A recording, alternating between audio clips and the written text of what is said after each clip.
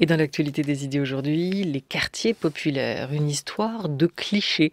Avec notre invité, le sociologue Renaud Epstein. Il a collecté des cartes postales, les cartes postales de grands ensembles visés par une opération de démolition-reconstruction. Une mémoire de nos villes à travers ces cartes et de nos vies qu'il raconte dans un livre de photos publié au Nouvel Attila. On est bien arrivé, un tour de France des grands ensembles, c'est son titre.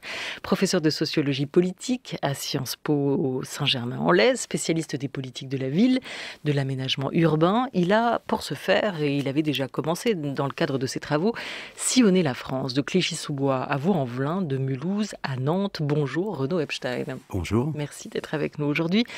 Dénigré, perçu comme ce qui se fait de pire en matière d'architecture, temple de l'insalubrité, il faut se souvenir qu'à une époque, ces cités incarnaient la modernité urbaine. C'était, comme vous l'écrivez, une promesse de progrès social. Alors on les photographiait, comme on photographie aujourd'hui le Mont-Saint-Michel, Montmartre à Paris ou le Mucem en termes de construction récente à Marseille.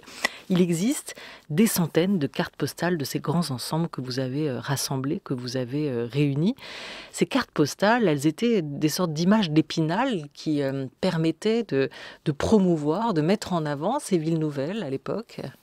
Alors oui, elles étaient surtout appropriées par les habitants de ces quartiers. Et moi, ce qui m'intéresse, c'est peut-être moins d'ailleurs l'intention de ceux qui ont édité ces cartes postales que de ceux et de celles qui les ont achetées, qui les ont écrites, qui les ont envoyées. Et ça, sur une période assez longue, du début des années 50 jusqu'à la fin des années 70, qui correspond à peu près à la période de construction de ces centaines, de ces milliers en réalité, de grands ensembles dans toutes les villes de France. Oui, parce qu'il y a le recto verso, on va y venir. Il y a l'image et puis il y a les mots derrière de ceux qui écrivent ces cartes postales et qui les adressent à quelqu'un qui leur est proche. Vous en avez aujourd'hui environ 3000, c'est ça, des cartes postales ? Je ne les compte plus, mais c'est à peu près ça. Mais nous, on les compte pour vous.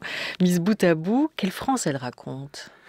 Alors, elle nous raconte, d'abord, elle nous raconte une France à bien des égards disparue. Elle nous raconte la France des 30 Glorieuses, puisque c'est bien cette période qui correspond à la période non seulement de la construction massive de grands ensembles dans pratiquement toutes les villes de France, non seulement les plus grandes, mais aussi même les villes moyennes et voire les petites villes.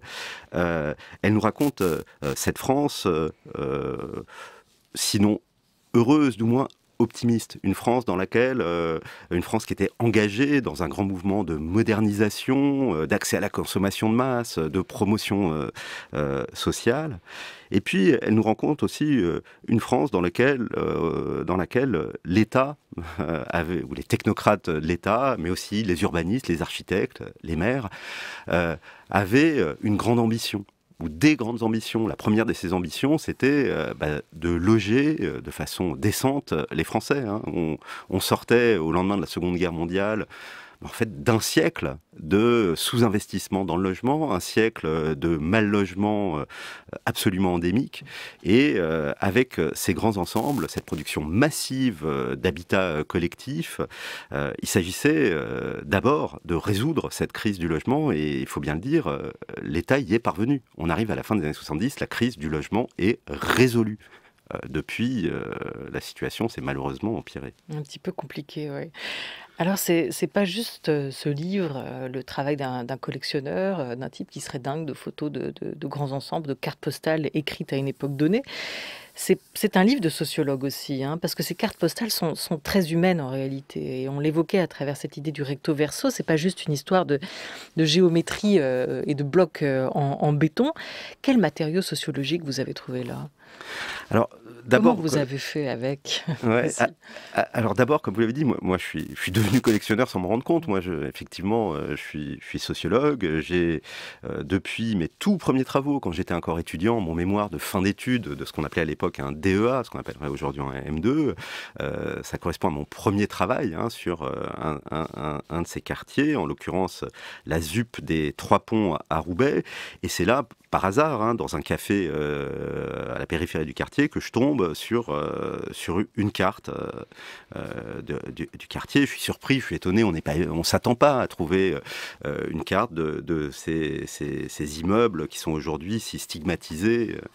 Donc je l'ai acheté, je trouvais ça marrant, j'en ai envoyé aux copains. Et puis ensuite, ça fait en fait maintenant près de 30 ans que je conduis des travaux sur ces quartiers, les politiques qui les visent, qui m'ont amené à vraiment aller un peu partout en France. Et pratiquement dans chaque quartier où j'allais, j'ai essayé de trouver une de ces cartes. Et c'était au départ dans le cadre de mon travail de collecte d'informations, de la même façon que je faisais des entretiens, que je récupérais de la documentation, ces cartes, c'était une source de documentation parmi d'autres, dans un travail sociologique d'analyse de ces quartiers.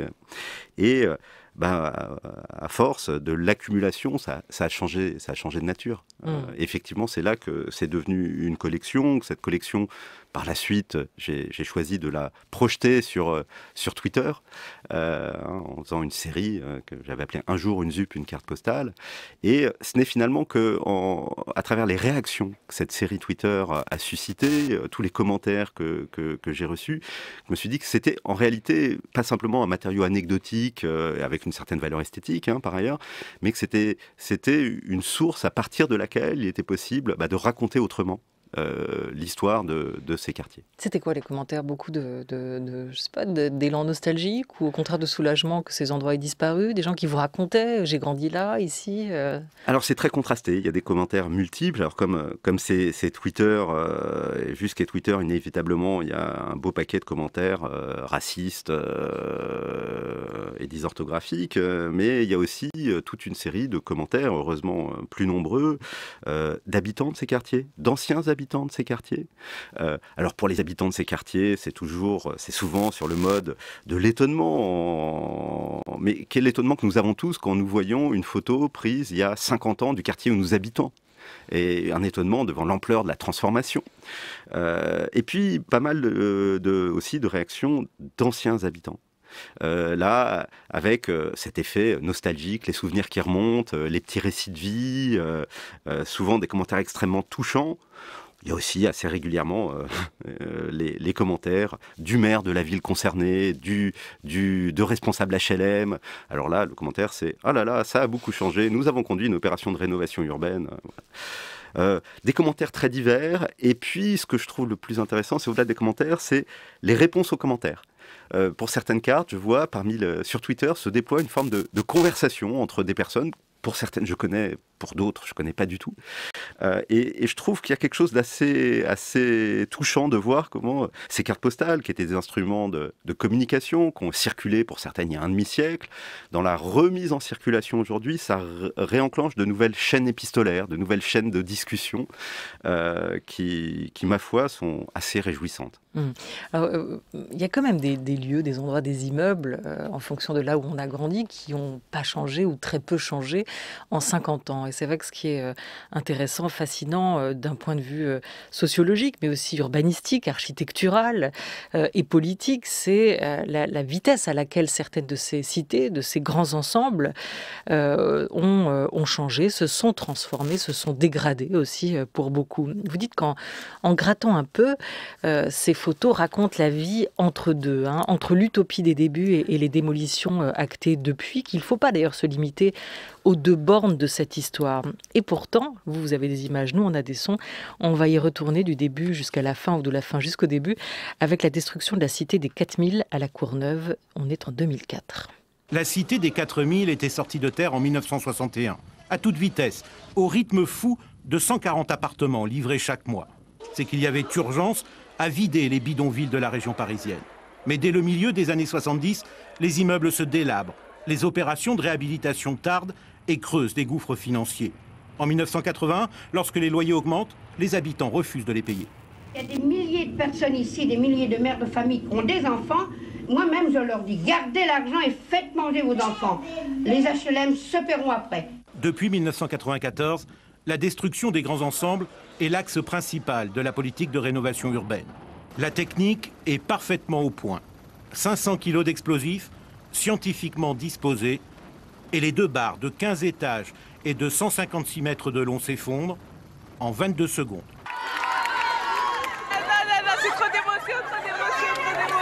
C'est normal qu'on détruise quand même, mais quand on regarde, c'est vraiment campagne maintenant. Il faut sans doute réfléchir à un habitat plus humain, mais où la solidarité puisse toujours être là. Cette cité des 4000 et ces témoignages qu'on vient d'entendre sont des bons exemples de ce que vous avez voulu raconter, de ce processus aussi. Alors, c'est à la fois un excellent exemple et sans doute le pire des exemples. C'est les deux. Quand je dis le pire des exemples, c'est que la cité des 4000 est une cité particulièrement dégradée, particulièrement stigmatisée, qui occupe une histoire un peu particulière par ailleurs dans l'histoire de la politique de la ville. C'est là, suite au meurtre d'un enfant, que François Mitterrand était venu en 82 de mémoire, avait fait un premier discours sur les quartiers. C'est là que Nicolas Sarkozy avait, en 2005, fait sa fameuse sortie sur le Karcher. Voilà, c'est un quartier qui, depuis quand même une trentaine d'années, va pas très bien. Et il y a d'autres quartiers qui vont pas très bien. Ceci étant dit, et c'était aussi un des objectifs de ce livre... Donc c'est aussi une cité qui a charrié des clichés. Hein, tout à fait. Et le problème de ces quartiers, c'est que les clichés qui s'appliquent à un quartier, souvent sont étendus et dans le discours commun, s'appliquent à tous les quartiers. Comme si ce qui se passe au 4000 à la Courneuve nous renseignait sur ce qui se passait à Malakoff à Nantes, au Clos du Roi à Vierzon ou dans un quartier de Boulogne-sur-Mer. Or, il y a une telle diversité de quartiers, alors non seulement dans leur urbanisme, dans leur dimension, de ce point de vue-là, les cartes postales nous le donnent assez précisément à voir, mais aussi dans leur dynamique sociale, dans leur fonctionnement social. Toutes les cités HLM, fort heureusement, n'ont pas été abandonnées par les pouvoirs publics comme l'ont été les 4000. Ça a été le cas de beaucoup de quartiers, sur lesquels, entre le moment de leur livraison et la démolition qui est en cours depuis le début des années 2000, il n'y a pratiquement eu aucun investissement public. Mais il y a aussi beaucoup de quartiers qui vont bien. Des grands ensembles qui restent 50 ans après leur construction, des quartiers qui vivent bien, qui peuvent même être relativement valorisés. Donc voilà, de ce point de vue-là, les 4000 nous racontent un bout de l'histoire, mais l'histoire, elle est beaucoup plus diverse, beaucoup plus contrastée que celle qu'on a tendance à raconter. Voilà, et la preuve en est, c'est qu'il y a aussi dans ce livre des photos, des cartes postales de grands ensembles dont on n'a jamais entendu parler. Ce qui prouve aussi, alors qu'ils existent, et qu'ils sont imposants, ce qui prouve aussi qu'on peut vivre dans des cités et qu'on n'est pas forcément gagné par cette image de l'insécurité qu'on peut avoir ou de l'insalubrité de ces grands ensembles. Il y en a qui ont été particulièrement bien pensés à vos yeux, Renaud Epstein. Oui, il y a des quartiers qui, d'un point de vue architectural, urbanistique, sont superbes, qui sont d'ailleurs pour certains d'entre eux aujourd'hui classés comme patrimoine du XXe siècle. Il y a des quartiers qui vivent bien. Et puis, ce que je trouve très intéressant, c'est qu'il y a aussi des quartiers qui sont des vrais quartiers de pauvreté, qui peuvent être un peu dégradés, qui peuvent même avoir localement une image un peu dégradée. Je pense par exemple au quartier du Sanitas à Tours, qui est vraiment le quartier le plus pauvre de Tours, qui est en plein centre-ville, mais qui joue des fonctions qui sont extrêmement importantes. Avoir un habitat bien conçu, à bas coût, bien localisé, qui permet finalement aux couches populaires, aux ménages les moins fortunés, de ne pas être cantonnés dans des bidonvilles, dans du logement privé dégradé, ça me semble quand même extrêmement vertueux. On est dans une période, comme on le disait tout à l'heure, dans laquelle la crise du logement revient de façon assez massive. Ces ensembles nous rappellent qu'il y a une période pas si lointaine, il y a un demi-siècle, la France, l'État français se sont engagés dans une politique consistant à dire le besoin de logement est un besoin commun et de grande importance pour la société. Le marché ne répond pas à ces besoins, d'offrir des logements de qualité à bas coût. Si l'État ne s'en était pas saisi, s'il n'avait pas produit massivement par le biais de cette forme urbaine du logement, on n'aurait pas eu les dynamiques de promotion sociale que la France a pu connaître tout au long des 30 Glorieuses. Et on voit, rien qu'à l'image, que chaque cité a quand même une histoire avec son territoire. Alors, vu du ciel, il y a cette cité de Beeren, on prononce comme ça, ouais, à Forbach, en Moselle, qui est quand même assez incroyable dans sa construction, comment dire, en palier, et qui répond à quoi? C'est quoi l'histoire de cette cité? L'histoire, c'est l'histoire de la France qui, après-guerre, se reconstruit, qui investit massivement avec le plan Monet dans les charbonnages, dans la sidérurgie. Et oui, il faut avoir des mineurs, il faut avoir et puis il faut les loger. Et donc, il faut les loger dans des territoires qui, pour une bonne part, ont vu leur parc de logement démoli par la guerre. Et donc, on décide de construire en toute urgence et de façon massive, de façon industrielle, des quartiers sur de grandes emprises foncières qui sont souvent vides, des terrains agricoles. Et ce qui est intéressant, c'est que vous attirez l'attention là sur une cité très particulière dans sa forme urbaine, mais quand on regarde chacune de ces cités, moi je trouve absolument frappant de voir qu'à la fois elles sont marquées par une extrême unité interne. C'est vraiment le même immeuble qui est reproduit à l'infini, ce qui donne cette impression de monotonie, parfois de tristesse. Et quand on regarde les cités les unes à côté des autres, on voit que cette unité interne, elle s'accompagne d'une extrême diversité, que chaque quartier a été construit d'abord dans un rapport particulier à son territoire, si on est dans des plaines ou dans des territoires vallonnés. On le voit bien avec cette cité aussi des Pyrénées-Atlantiques, la manière de construire aussi, là encore dans un paysage ou un territoire assez désertique, mais de créer des lignes, des cadres, de l'horizontal du vertical, horizontal-vertical, ou encore cette vue aérienne sur les immeubles à Béziers, dans l'Hérault. Alors là, il y avait un effort de circulaire qui a été pensé pour ces lots, en fait. C'est assez différent, en fait, en fonction des territoires aussi que ces grands ensembles habitaient. Mais il faut bien voir que ces grands ensemble ont été aussi le terrain de jeu des plus grands architectes français et européens pendant une vingtaine, une trentaine d'années, que chacun a voulu mettre sa touche, que pas mal d'entre eux ont obtenu le prix de Rome et les prix les plus prestigieux pour ces créations.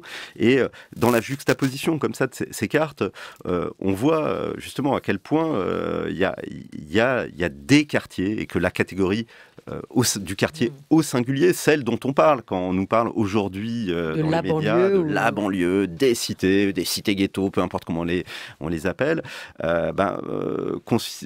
opère une opération de réduction et largement de stigmatisation de ces quartiers qui connaissent bien sûr des problèmes. Qui vient d'un sentiment d'une esthétique commune, et en tout cas peut-être aussi d'une politique urbaine, comme vous l'expliquiez à ce moment-là, qui tendait à répondre au manque ou à l'absence de logement, non? Tout à fait. Alors ça renvoie il y a une unité, bien sûr. Malgré la diversité, il y a l'unité. Moi, je crois que la stigmatisation qui s'opère depuis une trentaine d'années, elle tient moins en fait au bâti qu'aux habitants. Quand on déplore ou qu'on dénonce ces quartiers, il y a un caractère métonymique, on désigne le contenant par le contenu. Et ce qui pose problème, et ce qui participe très largement aujourd'hui de la stigmatisation de ces quartiers, c'est pas la forme urbaine, c'est que ces quartiers sont aujourd'hui les quartiers populaires de minorités visibles.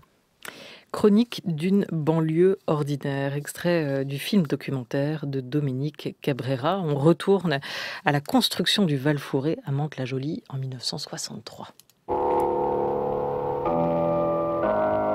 50 villes de même importance ayant été mises en compétition, c'est pour finir Mantes-la-Jolie qui a obtenu le premier prix décerné par nos reporters pour son extraordinaire expansion et ses réalisations sociales en tout domaine.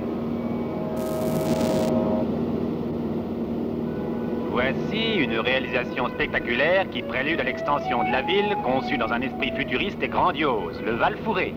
Véritable petite ville qui aura en tout 7000 logements HLM, très moderne, d'une architecture de bon goût et d'une organisation intérieure exceptionnelle, avec des espaces verts, des jeux d'enfants et des parkings. Nous entrons dans cette vaste zone d'habitation par le quartier récemment occupé, le Val-Fouré, dont les travaux ont été lancés en 1963. La vie y a déjà pris naissance. Nous longeons des HLM. Admirez combien la végétation est dense et vigoureuse. Un dernier coup d'œil sur le Val-Fouré qui permettra à de nombreuses familles de vivre confortablement, de vivre une vie meilleure.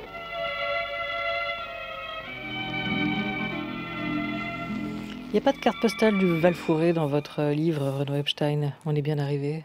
Ouais, il a fallu faire des choix. Vous savez, il y a des milliers de quartiers. Voilà, on a sélectionné avec mon éditeur une 60aine de cartes en fonction d'objectifs de diversité, de représentation, et puis au regard des droits qu'on a réussi à trouver ou pas, parce que ces cartes postales ont été éditées il y a maintenant un demi-siècle par souvent des petits imprimeurs, des petits éditeurs, qui pour certains ont disparu, et trouver les ayants droit, c'est pas toujours évident. Voilà, alors il reste cette carte postale sonore, cette archive rassemblée, contenue dans le documentaire de Dominique Cabrera, Chronique d'une banlieue ordinaire, qu'on entendait à l'instant, et qui se termine quand même par ces très jolis mots du commentateur, la création de cet ensemble où les habitants vivront confortablement, vivront enfin une vie meilleure. Alors là, on voit le rêve, l'utopie s'étaler dans toute sa splendeur, l'utopie de l'habitat collectif dans ces années-là. Oui, mais une utopie qui s'est largement réalisée. Même au Val-Fouré ou même aux Minguettes, à Vénissieux, qui sont les deux plus grands quartiers, les deux plus grandes ZUP de France, et qui sont celles qui ont aussi marqué par les émeutes qui s'y sont déroulées en 80 aux Minguettes et en 91 au Val-Fouré, qui ont marqué l'image et le tournant, un tournant dans l'image de ces quartiers. Même dans ces quartiers, effectivement, quand on lit les travaux de sociologues, quand on lit aussi un certain nombre de travaux de romanciers, et puis quand on lit les versos de ces cartes postales, on voit que ces quartiers ont longtemps été des quartiers dans lesquels on vivait bien, des quartiers pour lesquels accéder, pour des ménages qui accédaient, c'était effectivement un moment de promotion sociale. C'était l'accès enfin à un logement de qualité, lumineux. Qui vivait là, typiquement, à ce moment-là? Tout le monde. Le logement social en France, quand je dis pour tout le monde, un sociologue, ouais. Oui, non, mais quand je dis tout le monde, c'est justement parce que on assimile logement social à logement de pauvres. En France, à la différence d'autres pays européens, en France, le logement social a toujours été conçu dans une perspective qu'on dit universaliste. Aujourd'hui encore, un peu plus de 2/3 des ménages français ont des revenus qui les rendent éligibles au logement social. C'est du logement pour tous. Et de fait, ces logements sociaux, quand ils sont sortis de terre, qui avaient vraiment des qualités par rapport à l'ensemble du parc du logement, qui était extrêmement importante, étaient très valorisés. En 1953, il y a une série d'articles retentissants du journaliste Gilbert Mathieu dans Le Monde qui dénonce les grands ensembles. Mais il les dénonce au nom de quoi? Que ces logements qui sont faits pour loger tout le monde, le peuple, en réalité, les plus pauvres en sont exclus, les ouvriers en sont exclus, ce sont les contremaîtres, ce sont les cadres qui y logent. Et quand on regarde, alors suivant les quartiers, suivant aussi les villes, avec des structures de population, c'est pas la même chose qu'on est à Bérun, dont on parlait tout à l'heure, où on avait des mineurs, où on est une cité qui va être dans une ville moyenne ou une ville-préfecture.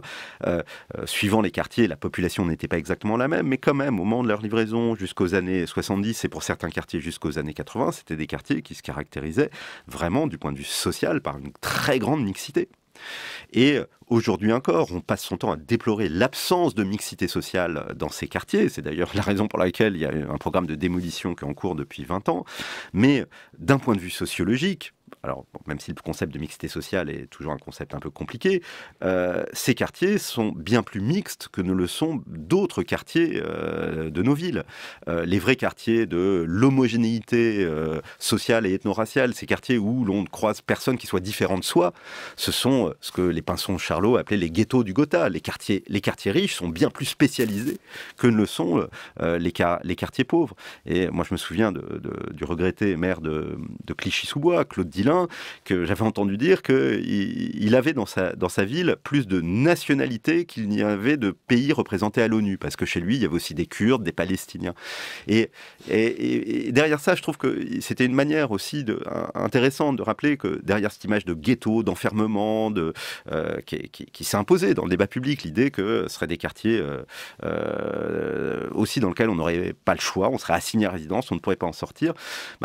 Toute l'histoire de ces quartiers, et quand je dis l'histoire, c'est pas que l'histoire ancienne, c'est l'histoire qui se prolonge aujourd'hui, c'est des quartiers de passage où plein de populations, dans des parcours divers, passent à un moment de leur vie, se construisent des familles, font des enfants, s'aiment, vivent, et puis s'en vont. Et au gré de ces flux, il y a du brassage. Il y a du brassage dans ces quartiers. Et ça, ce n'est pas qu'une vue du passé. Ça reste aujourd'hui encore la situation. Et ça, c'est à préserver absolument. Pour des architectes comme Anne Lacaton et Jean-Philippe Vassal, ils ont obtenu l'an dernier le prix Pritzker, importante distinction du monde de l'architecture. Et leur travail porte justement sur l'habitant, au cœur de la pensée du bâtiment. On écoute Jean-Philippe Vassal. Je ne peux pas penser que mon métier, c'est de devoir démolir, exploser, parfois à la télévision, de voir que comme ça, toute une vie qui s'est passée pendant 30 ans, en 2 minutes, ça devient un tas de béton. Et on voit les gens pleurer. Parce que c'est pas l'architecture. L'architecture, c'est dedans. Et nous, on a vu la différence. C'est-à-dire, c'est jamais un bloc de béton, un rectangle dans le paysage. La réalité, c'est que dedans, il y a 100 familles, 500 familles, des milliers de pièces. Chaque pièce, chaque jour, chaque nuit, elle a été transformée, aménagée. Chacun a essayé de la décorer un peu particulièrement en y mettant des traces, des photos, des objets. Et la richesse, elle est là. Et donc, travailler avec l'existant, faire à partir de l'existant, c'est s'attacher à cette richesse-là. À la fois à cette richesse et à la fois aux problèmes. Parce que c'est difficile de vivre dans ces quartiers-là. Donc, il faut simplement, très précisément, regarder où sont les problèmes, les résoudre un par un, en parlant avec les gens, et puis en même temps, laisser cette richesse apparaître encore plus facilement. Voilà, cette idée d'éviter la démolition, l'attachement aussi des habitants pour certains à ces lieux. D'autres ont été très heureux d'en partir aussi, quand ces cités s'étaient dégradées à tel point qu'ils n'avaient qu'une envie, c'était de fuir et d'être relogés autrement ou ailleurs. Mais c'est intéressant ce que dit cet architecte, et ça va de pair avec un rapport de l'Institut Montaigne paru il y a 2 ans, intitulé « Les quartiers pauvres ont un avenir », qui montrait un autre visage aussi des quartiers populaires, avec l'idée d'un espoir, d'une communauté aussi d'habitants. C'était l'essayiste Hakim El-Karaoui qui avait porté ce rapport, qui soulignait à la fois les inégalités, mais aussi l'importance d'axer un peu plus les stratégies. Vous disiez, ça fait 20 ans qu'on fait dans la rénovation urbaine. Peut-être de changer de stratégie en l'accent un peu moins sur la rénovation urbaine et un peu plus sur les habitants. Tout à fait, ou bien dans le cadre de la rénovation urbaine, de sortir de ce qui a été une logique dominante de 2003 à 2015. Alors on a un peu évolué heureusement depuis, qui était la démolition pour la démolition. Dans certains cas, alors moi je suis parfaitement ce qui a été dit par Vassal là, dans votre extrait sonore. Il y a certains cas où la démolition peut se justifier. Il ne s'agit pas de patrimonialiser pour patrimonialiser des quartiers dont certains n'ont pas tous des qualités infinies. Donc la démolition, elle peut se justifier. Elle peut se justifier dans le cas de bâtiments qui sont tellement dégradés que la rénovation est impossible, qui ont été mal conçus. Ça peut se justifier aussi dans le cas de toute une série de villes petites et moyennes, aujourd'hui en décroissance, où l'offre de logement est durablement plus importante que la demande. Mais dans les métropoles, dans les territoires où on manque dramatiquement de logements abordables, où la crise du logement qu'on connaît aujourd'hui, et pas sans rappeler celle qui avait conduit l'abbé Pierre à pousser son appel de l'hiver 54, dans ces territoires-là, c'est une absurdité de démolir. On a besoin, au contraire, de plus de logements social à bas prix qu'on ne sait pas produire. C'est une absurdité d'un point de vue social, c'est aussi une absurdité d'un point de vue environnemental. Le bilan carbone des opérations de démolition-reconstruction, c'est digne d'une Coupe du Monde au Qatar.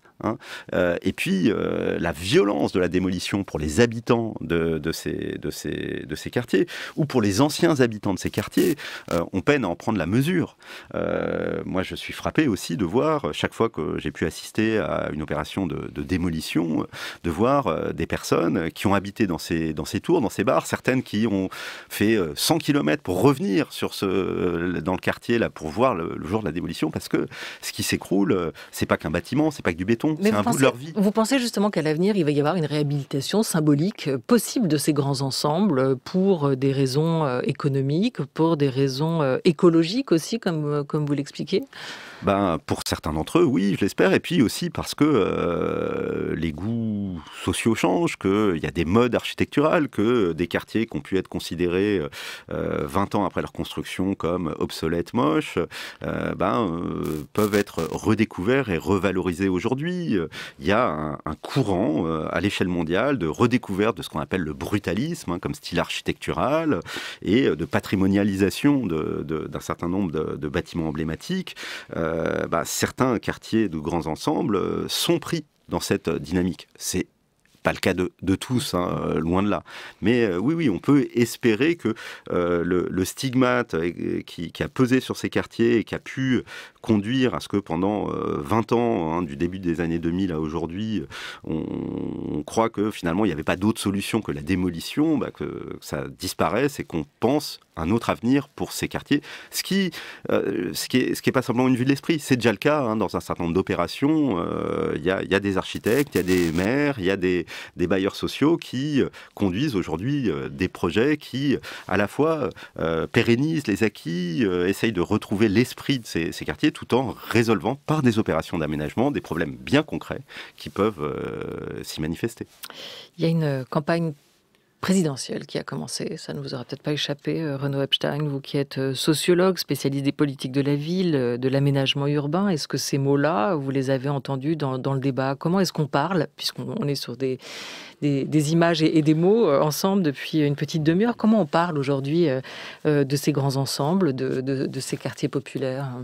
D'abord, il ne vous aura pas échappé que la campagne, elle a du mal à démarrer, qu'on a du mal à avoir des débats, et en particulier, moi, je suis frappé de voir à quel point ces quartiers et la politique qui les vise, la politique de la ville, ne sont pas débattus. Est-ce que ça n'a pas toujours été le cas au niveau, dans des élections nationales, comme la présidentielle, que l'urbain soit le grand absent de la campagne présidentielle? Souvenons-nous de la campagne de 95, Jacques Chirac et sa fracture sociale, c'était tout un discours sur les quartiers. Et qu'est-ce qu'il nous disait, Jacques Chirac? Il nous disait, il y a dans ce pays une fracture sociale, le risque d'avoir une fracture à l'intérieur des villes. Ce à quoi et puis encore, en 2002, sous un autre... et en 2007, les quartiers ont bien été présents dans les campagnes électorales. Aujourd'hui, on a l'impression qu'il y a eu, dans le débat public, depuis une dizaine d'années, un déplacement de la ligne de fracture. On a l'idée que s'il y a une fracture sociale et spatiale dans notre pays, elle n'est plus à l'intérieur des villes, entre des quartiers qui vont mal et le reste de la ville qui va bien, mais elle serait désormais, en tout cas c'est comme ça qu'elle est présentée dans le débat politique, entre des métropoles qui iraient bien d'un côté et une France périurbaine, rurale, des petites villes et moyennes qui, elles, iraient mal. Et un discours qui s'est construit, un discours assez délétère, qui nous dit finalement les quartiers HLM, ils vont bien. Ils vont bien parce qu'ils sont dans des métropoles ancrées dans la globalisation qui vont bien, parce qu'en plus il y aurait les supposés milliards de la politique de la ville qui leur bénéficiaient, quand pendant le même temps cette supposée France périphérique, elle verrait les industries partir et serait abandonnée par l'État. Il y a une sorte de mise en concurrence des souffrances territoriales qui s'est instaurée, qui fait que les responsables politiques ont de plus en plus de mal à assumer l'idée que oui, il y a des quartiers qui cumulent vraiment les difficultés à un point tel qu'ils méritent une action particulière. Et quand j'entends, par exemple, c'était il y a quelques jours, la candidate des Républicains, Valérie Pécresse, qui propose comme mesure pour 1 euro investi dans la politique de la ville, 1 euro investi pour le rural, ça participe de cette idée que finalement on en donnerait trop à certains quartiers et pas assez au reste de la France.